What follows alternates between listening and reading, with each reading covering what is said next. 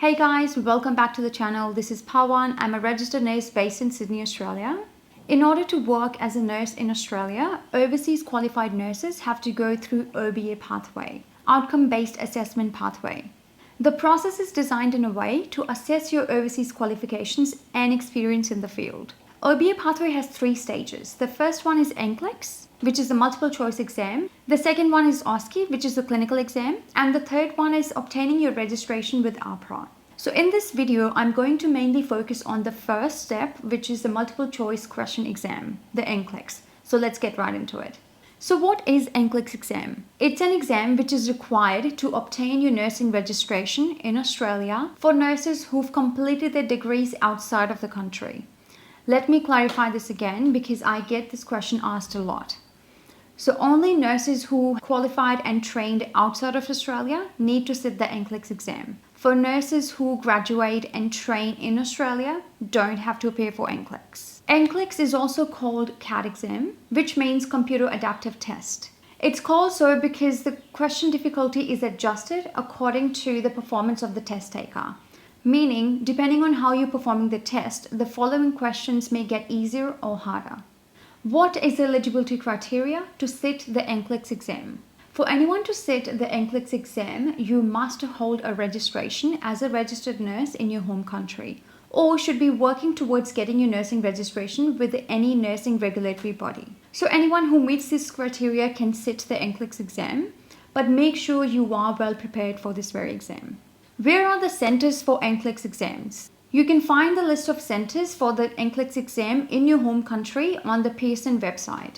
The Pearson test centers that are also used for PTE, which is the Pearson Test of English, are the same centers that are used for conducting the NCLEX exams around the globe. How do you prepare for the NCLEX exam? Now, this is one of those nerve-wracking exams, but with the right approach, you should be able to crack it. Here are some of the tips. The first one is know the format. Pretty basic, right? You need to make sure that you familiarize yourself with the format of the test. Knowing what to expect in the exam will save you a lot of time on the exam day. Because instead of focusing on, orientating yourself with the format of the test, you will be focusing on the actual questions that are being asked of you. So do yourself a favor and learn the format before you appear for the test. Secondly, use review material. There are so many resources available out there for you to prepare for the NCLEX test, including textbooks, review courses, and practice tests. But you've got to make sure the materials you are using are reputable, that are recommended by other nurses. And nurses who have previously appeared for this test would be a great resource for you. So reach out to them. Ask for what materials did they use. Ask for if any courses they attended. Thirdly, practice.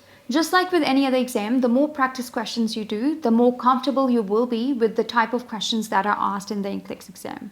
And practice questions will also help you identify in areas that you need to work more in, the areas you need to improve in. So do lots of practice tests. And lastly, develop a study plan. Do yourself a favor and develop a study plan. A study plan that outlines the materials you'll be using, your study schedule, and also the topics you'll be covering. And once you have that study plan, stick to it. Don't just go from one study plan to the next, to the next, to the next. You'll be wasting a lot of time. Just have a study plan and stick to it. Have a realistic plan and only book the exam when you feel ready. Don't just book for the exam and hope for the best. What happens after the NCLEX exam? Well, once you have appeared for the NCLEX exam, and hopefully you have passed it, you will have to sit another exam, which is the clinical part of the whole process, the OSCE exam. OSCE stands for Objective Structured Clinical Exam. But remember, you have to pass stage 1 before you can progress to the next stage. So if you haven't passed your MCQ exam, you won't be able to go to the next stage, which is a clinical exam.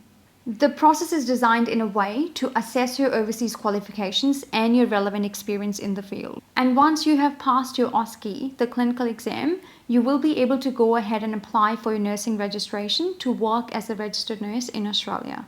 And once AHPRA is happy with all the paperwork you've provided them, they would be able to give you your registration, and then you can go ahead and apply for jobs.